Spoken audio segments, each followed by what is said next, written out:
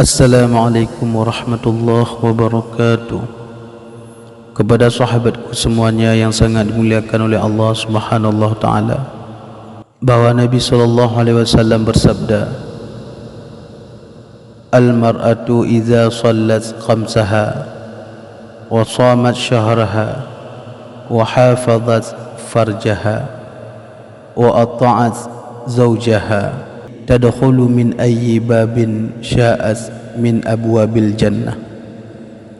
Yang artinya, seorang perempuan apabila mengerjakan salat 5 waktu, berpuasa di bulan Ramadan, memelihara akan farjinya atau kemaluannya, dan mentaati akan suaminya, maka akan masuk syurga dari pintu mana dia kehendaki. Hadis riwayat oleh Abu Naim. Diriwayatkan daripada Abdullah bin Mas'ud radhiyallahu an, menerangkan bahawa Nabi SAW bersabda, apabila seorang perempuan mencuci pakaiannya, maka Allah mencatat baginya 1000 kebaikan dan mengampuni 2000 kesalahannya atau dosanya. Bahkan segala sesuatu yang disinari oleh matahari memintakan ampunan baginya, serta Allah mengangkat 1000 derajat baginya. Ali radhiyallahu anhu meriwayatkan bahawa saya dan Fatimah bersama-sama masuk berkunjung kepada Rasulullah. Maka kami dapatkan beliau sedang menangis. Kami bertanya kepada beliau, apakah yang menyebabkan engkau menangis, wahai Rasulullah? Beliau menjawab, pada malam aku diisra'kan ke langit, saya melihat orang-orang dalam keadaan yang sangat disiksa.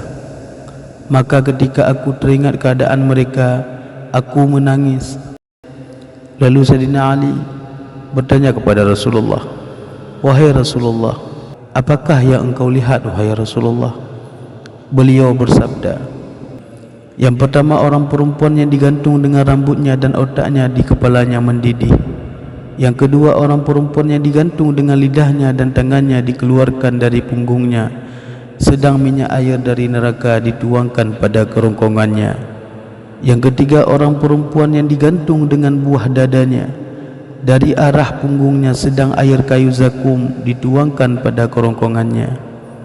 Yang keempat, orang perempuan yang digantung diikat 2 kakinya beserta 2 tangannya sampai ubu-ubunya dan dibelit, dikuasai oleh beberapa ular dan kalajengking. Yang kelima, orang perempuan yang makan badannya sendiri, sedang di bawahnya terdapat api yang menyala-nyala. Yang keenam, orang perempuan yang memotong-motong badannya sendiri dengan gunting-gunting dari neraka. Yang ketujuh, orang perempuan yang berwajah hitam dan dia makan usus-ususnya sendiri. Yang kedelapan, orang perempuan yang tuli, buta dan bisu di dalam peti dari neraka, sedang badannya membusuk dari sebab penyakit kulit dan penyakit lepra. Yang kesembilan, orang perempuan yang kepalanya seperti kepala celeng babi dan badannya seperti badan himar atau keledai, yang mendapat siksa 1000 juta macam dari siksa. Yang terakhir, orang perempuan yang berbentuk anjing, sedang beberapa ular dan kalajengking masuk lewat kubulnya atau lewat mulutnya dan keluar lewat duburnya, sedang para malaikat sama memukuli kepalanya dengan palu gondam dari neraka.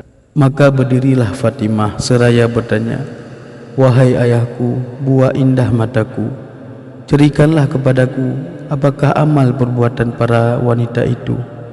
Rasulullah SAW bersabda, hai Fatimah, adapun orang yang perempuan yang digantung dengan rambutnya karena dia tidak menyembunyikan atau menjagakan rambutnya di kalangan orang laki-laki.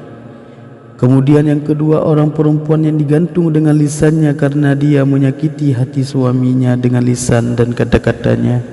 Kemudian Nabi SAW bersabda, tidak seorang perempuan pun yang menyakiti hati suaminya dengan lisannya atau dengan kata-katanya, kecuali Allah akan melebarkan lisannya atau mulutnya besok di hari qiyamah selebar 70 zira', kemudian mengikatnya di belakang lehernya.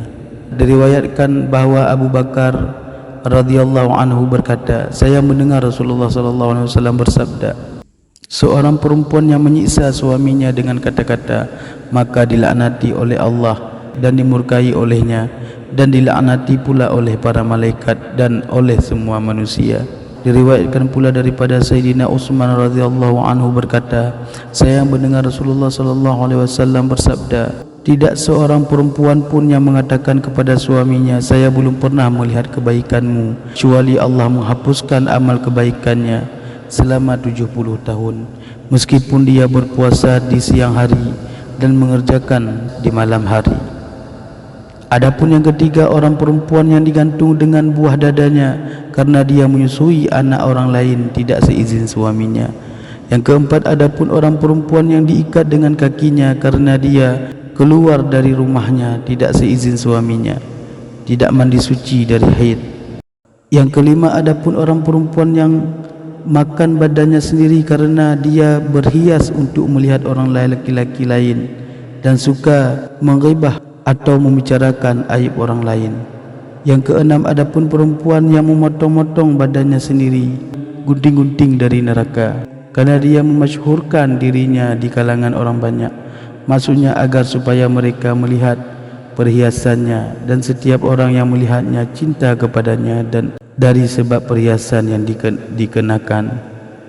Yang ketujuh, adapun orang perempuan yang diikat kedua kakinya beserta kedua tangannya sampai ke ubu-ubunya, dan terbelit pula oleh beberapa ular dan kalajengking karena dia mampu salat dan mampu berpuasa sedang dia tidak mau berwudu, tidak mau mengerjakan salat dan tidak mandi janabat. Yang kedelapan, adapun orang perempuan yang kepalanya seperti kepala celeng babi dan badannya seperti badan keledai karena dia suka adu domba dan suka berdusta. Yang terakhir, adapun orang perempuan yang berbentuk seperti anjing karena dia ahli fitnah dan suka marah kepada suaminya. Diriwayatkan daripada Abu Zarin bahawa dia mendengar Rasulullah sallallahu alaihi wasallam bersabda, seorang perempuan yang berkata kepada suaminya, semoga engkau mendapat kutu Allah, dan dia berbuat aniaya, maka dia dilaknati, dikutuk oleh Allah Ta'ala dari atas langit 7, dan mengutuk pula segala sesuatu yang diciptakan oleh Allah kecuali dua jenis makhluk, yakni manusia dan jin. Wallahu a'lam bisawab. Mudah-mudahan bermanfaat bagi kita semua. Amin amin ya rabbal alamin. Assalamualaikum warahmatullahi wabarakatuh.